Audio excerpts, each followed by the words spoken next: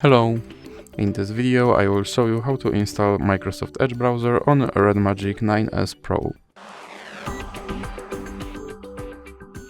So you have to start by opening your Google Play Store, then click on search and type in Edge. And now you have to click install. Now you can click skip introduction.